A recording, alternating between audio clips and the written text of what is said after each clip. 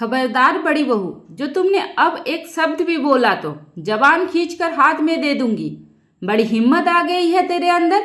2 दिन के लिए मैं चली गई तो तुम अपने आप को इस घर की मालकिन समझ बैठी। तुम्हारी हिम्मत कैसे हुई कि छोटी बहू के मायके वाले आए थे और तुमने उनके लिए कुछ भी बनाया नहीं, कोई भी सेवा नहीं की उनकी, पूरे दिन अपने कमरे में जाकर पड़ी रही। ज्यादा पर निकल आए हैं तेरे, अभी काटती हूँ तेरे पर। कहते हुए जैसे ही सुलोचना जी सोना को मारने गई, सोना ने वहीं से गरजते हुए कहा, खबरदार माँ जी, जो एक कदम भी आगे बढ़ाया तो मुझसे बुरा कोई नहीं होगा। उम्र का लिहाज कर रही हूँ, नहीं तो यही हाथ काट के हाथ में पकड़ा दूंगी। बहुत बर्दाश्त कर लिया मैंने, जितना बर्दाश्त करती गई उतना ही बर्दाश्त करवाती गई। शर्म मुझे आएगी या शर्म आप लोगों को आनी चाहिए? क्यों करूं मैं प्रियंका के भाई बाप की सेवा? क्यों मैं बनाऊं उनके भाई बाप के लिए खाना? उसने कभी बनाया मेरे भाई बाप के लिए? और जितनी खुशी आपको प्रियंका के भाई और पापा के आने पर होती है, उतनी खुशी तो आपको कभी भी मेरे भाई और पापा के आने पर नहीं हुई है। ना कभी आप इतनी व्यवस्था करती है मेरे भाई बाप के आने पे। क्यों? क्या वो इंसान नहीं है, राक्षस है? उनके आने पर तो आपका मुंह बना रहता है। आप लोग कमरे से बाहर तक नहीं निकलते हो। यहाँ तक कि प्रियंका भी अपने कमरे से बाहर नहीं निकलती है, जबकि इसके भाई और पापा के आने पर मैं पूरे दिन नौकरों की तरह किचन में खड़ी रहती हूँ, उनकी सेवा में लगी रहती हूँ। चाय से लेकर पानी से लेकर खाने तक हर चीज की व्यवस्था करती हूँ। और इसने क्या किया? मेरे पापा और भाई को देखकर कमरे में घुस गई, और जब तक वो लोग चले नहीं गए ये कमरे से बाहर नहीं आए। उनको खिलाने पिलाने के चक्कर में मैं उनके पास 2 मिनट बैठ नहीं पाई, बातें नहीं कर पाई। माँ जी, आपको जो भी कहना है मुझे कहिए, मैं अपने ऊपर सब कुछ बर्दाश्त कर सकती हूँ, लेकिन बात जब अपने भाई और बाप की आ जाए तो फिर ये मेरे बर्दाश्त के बाहर होगा। कहते हुए सोना अपने कमरे में चली जाती है। असल में आज सुलोचना जी की छोटी बहू प्रियंका के भैया और पापा आने वाले थे, जिसके लिए सुलोचना जी ने बड़ी तैयारी कर रखी थी। इसलिए वो सोना को जोर जोर से आवाज लगा रही थी, और बड़ी बहू कहाँ मर गई, सुनाई नहीं दे रहा, कब से आवाज लगा रही हो? जोर जोर से चिल्लाते हुए सुलोचना जी अपनी बहू सोना को बुलाने लगी। बेचारी सोना आटे का हाथ लिए भागते हुए आती है। क्या हुआ मम्मी जी, आप इतना तेज क्यों चिल्ला रही है? कुछ हुआ है क्या? हाँ, कुछ हुआ है, तभी तो तू आएगी। ऐसे तो तुम्हें सुनाई नहीं देती मेरी बातें। कब से आवाज लगा रही? मम्मी जी, मैं किचन में थी, आटा गूंथ रही थी, आवाज नहीं आई। और वैसे भी बहुत जरूरी काम था तो ये आपके सामने छोटी तो है ही ना, इसे बोल देती। सोना ने अपनी देवरानी प्रियंका की ओर इशारा किया। प्रियंका वही पास में बैठे अपनी साड़ियाँ प्रेस कर रही थी। अरे वाह दीदी, आपने भी अच्छा बोला, मैं कपड़े प्रेस कर रही हूँ, आपको दिखाई नहीं देता क्या? ऐसे बोल रही है जैसे मैं बैठी हूँ। अरे नहीं प्रियंका, मेरे कहने का मतलब ये नहीं था। मैं तो माँ जी से ये कह रही कि अगर कोई बहुत जरूरी काम था तो तुम्हें भी कह सकती थी। 5 मिनट के लिए तुम प्रेस बंद भी तो कर सकती थी ना। अच्छा चलो, अब तुम ज्ञान मत बांटो। तभी बीच में ही बोल पड़े सुलोचना जी, बहू, तुमसे किसी ने ज्ञान नहीं मांगा है, समझी? सास की डांट सुनकर चुप हो जाती है सोना। तभी सुलोचना जी ने कहा, बड़ी बहू, कल सुबह छोटी बहू के मायके वाले आ रहे हैं, उसके पापा और भाई आ रहे हैं, इसलिए खाने पीने का, नाश्ता का सारा कुछ जिम्मेदारी तुम्हारे ऊपर है। देख लेना, कोई कमी नहीं होनी चाहिए, नाक नहीं कटनी चाहिए। रिश्तेदार है हमारे, जाकर किचन में देखो, जो सामान ना हो बता दो, आज ही मंगा देती हूँ। जी माँ जी, कहते हुए सोना में किचन में चली गई। इतनी छोटी सी बात थी और सुलोचना जी ऐसे चिल्ला रही थी जैसे कोई आफत आ गई हो। और वैसे भी जब प्रियंका के पापा भैया आ रहे हैं तो ये बातें तो प्रियंका से करनी चाहिए ना सुलोचना जी को। लेकिन नहीं, प्रियंका से कोई कभी भी कोई भी काम नहीं कहता था। सारा काम सोना के लिए ही था। प्रियंका के पापा भैया आने वाले होते हैं तो भी सुलोचना जी सोना के ऊपर ही सारी जिम्मेदारियां डाल देती है। उनके चाय पानी से लेकर खाने पीने तक का सारा इंतजाम सोना को ही करना होता था। प्रियंका कभी भी एक चाय भी नहीं बनाती थी। पापा और भाई के आने के बाद तो बस उनके साथ बैठकर लगातार बातें ही करती थी। और बेचारी सोना बारी बारी से चाय पानी खाना नाश्ता सब कुछ लेकर जाती रहती। सुलोचना जी ने अपनी बड़ी बहू सोना को घर की नौकरानी बनाकर रख दिया था। ज़्यादा से ज़्यादा काम वो सोना से ही करवाती थी। प्रियंका से तो बड़ी मुश्किल से ही कभी कुछ कह देती थी। जब सास ही कुछ ना बोले काम करने को तो भला प्रियंका को क्या पड़ी है, कोई काम ही कर ले। पूरे दिन वो अपने हिसाब से अपना दिन काटती रहती थी और सोना बड़ी बहू और जेठानी होते हुए भी घर में नौकरों की तरह काम करती थी। किसी को उसके दुख तकलीफ से कोई मतलब नहीं था, क्योंकि सोना एक मामूली परिवार से थी। उसके पापा एक स्कूल के टीचर थे और वही प्रियंका सरकारी नौकरी करने वाले बाप की दो भाइयों के बीच में इकलौती बहन थी। ऊपर से प्रियंका का दहेज भी सोना से ज्यादा ही था। फिर प्रियंका नई नई 2 साल पहले की आई हुई बहू भी थी और सोना को आए हुए 6 साल हो गए थे। तो जो जितना पुराना हो गया था उसकी औकात भी उतनी ही पुरानी थी, जो जितना नया था उसकी औकात भी उतना ही ऊपर था। सोना शुरू से ही बहुत सीधी सादी सिंपल स्वभाव की थी और उसके विपरीत प्रियंका दिन भर मेकअप में डूबी रहती थी। चेहरे पर लीपा पोती के साथ साथ हाथों के नेल पेंट भी गलती से छूटने नहीं पाते थे। और वही सोना को कभी त्योहारों में भी नेल पेंट लगाने का मौका ही नहीं मिलता था, क्योंकि घर का काम ही इतना होता था। प्रियंका कोई काम नहीं करती, वो अपने आप में ही बिजी रहती और सुलोचना जी उसे कभी कुछ कहती भी नहीं थी। यहाँ तक कि प्रियंका के भाई और पापा भी आए तो भी सारी जिम्मेदारी सोना के ऊपर, और वही सोना के भाई पापा आ जाए तो ना प्रियंका से कोई मतलब ना सुलोचना जी को कोई मतलब रहता था। वो आते थे, पानी पिए या ना पिए, चाय पिए या ना पिए, इससे सुलोचना जी को और प्रियंका को लेना देना ही नहीं था। सारी व्यवस्था बस प्रियंका के भाई और पापा के लिए ही होती थी। फिलहाल तो सोना ने सारी तैयारी कर ली और अगले दिन प्रियंका के भैया और पापा भी आ गए।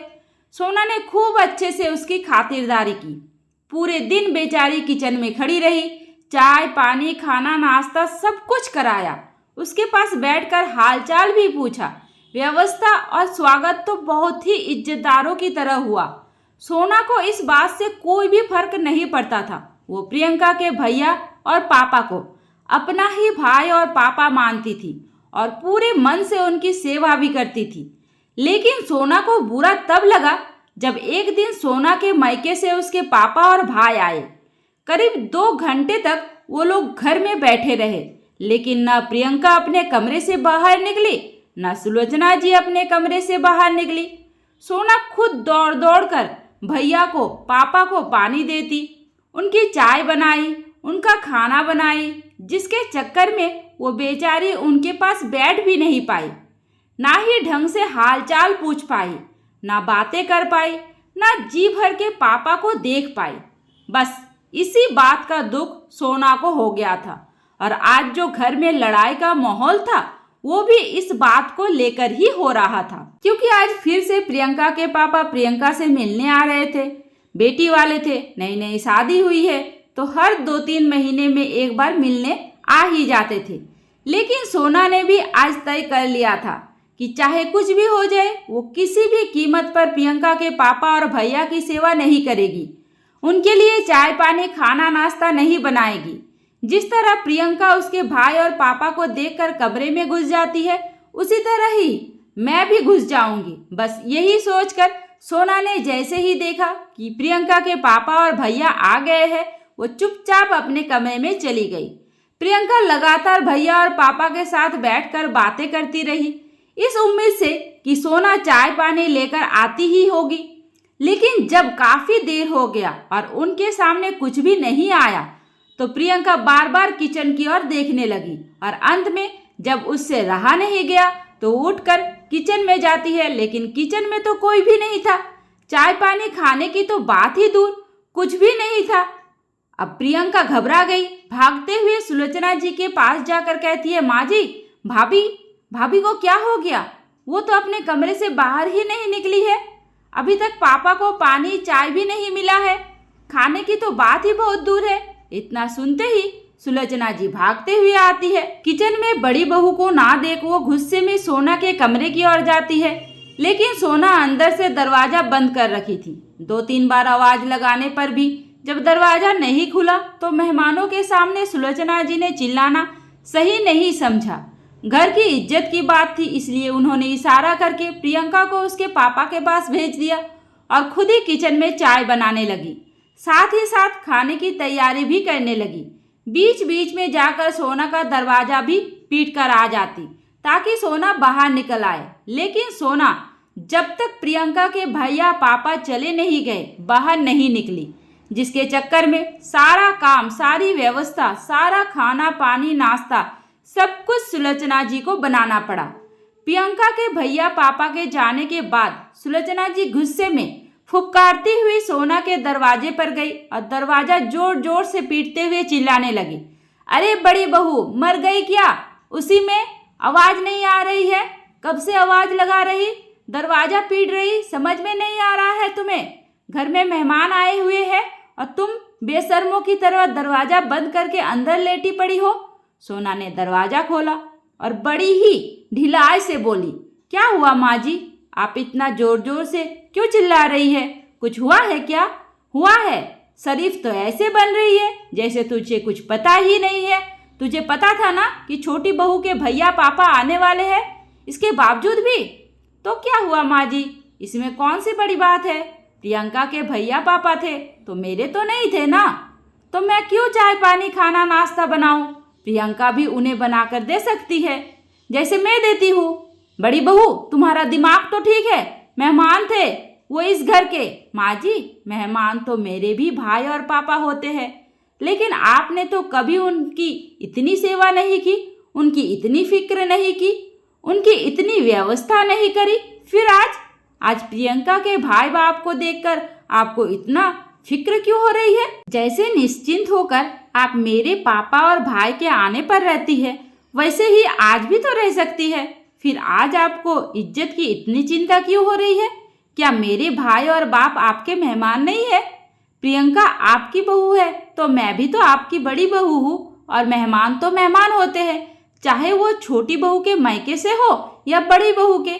मेरे भाई बाप के आने पर तो आपकी इज्जत नहीं जाती है, फिर प्रियंका के भाई बाप के आने पर आपकी इज्जत कैसे चली जाती है? आज के बाद मैं वही काम करूंगी, मैं वही व्यवहार करूंगी प्रियंका के भाई बाप से भी, जैसा कि प्रियंका मेरे भाई बाप के साथ करेगी। जैसे मैंने अपने भाई और बाप को खुद बना कर दिया, उनके पास 2 मिनट बैठ नहीं पाई, वैसे ही अब हर बार प्रियंका भी बना कर देगी। मुझे उससे कोई भी लेना देना नहीं रहेगा। मैं भी प्रियंका की तरह ही आराम से कमरे में बंद रहूंगी जब तक कि वो चल नहीं जाते। और एक बात और, घर के कामों में भी प्रियंका को बराबर का काम करना पड़ेगा, नहीं तो मैं एक टाइम का काम करके दूसरे टाइम का सारा काम छोड़ दूंगी। बहुत कर लिया मैंने लोगों की सेवा, बहुत उठा लिया सब लोगों ने मेरा फायदा। इतना तो समझ में आ गया कि टेढ़े के साथ टेढ़ा ही रहना चाहिए। कहते हुए गुस्से में सोना दोबारा से अपने कमरे में जाकर बैठ जाती है। सोना का पहली बार इतना गुस्से भरा लाल चेहरा, इतना रौद्र रूप देखकर प्रियंका के साथ साथ सुलोचना जी भी डर गई। बात तो सोना ने सही कही थी, लेकिन बहुत देर से ही सही, कम से कम उसे समझ में तो आया। सोना का गुस्सा देख प्रियंका भी समझ गई कि अब उसकी दाल यहाँ पर नहीं गलने वाली है। या तो उसे घर के कामों में सोना के साथ हाथ बटाना पड़ेगा, या फिर सोना की तरह अपने भाई बाप की सेवा खुद ही करनी पड़ेगी। फिलहाल तो सुलोचना जी की अब हिम्मत ना हुई कि वो दोबारा कभी सोना को कुछ कह भी सके। सोना ने जो किया, क्या वो सही किया? मुझे कमेंट करके ज़रूर बताइए। उम्मीद करती हूँ आपको हमारी कहानी पसंद आई होगी। कहानी पसंद आई है तो वीडियो को लाइक करें, चैनल पर नए हैं तो चैनल को सब्सक्राइब करें, और हाँ, नोटिफिकेशन बेल को ज़रूर दबाइए ताकि अगली अपडेट सबसे पहले आपको मिले। धन्यवाद।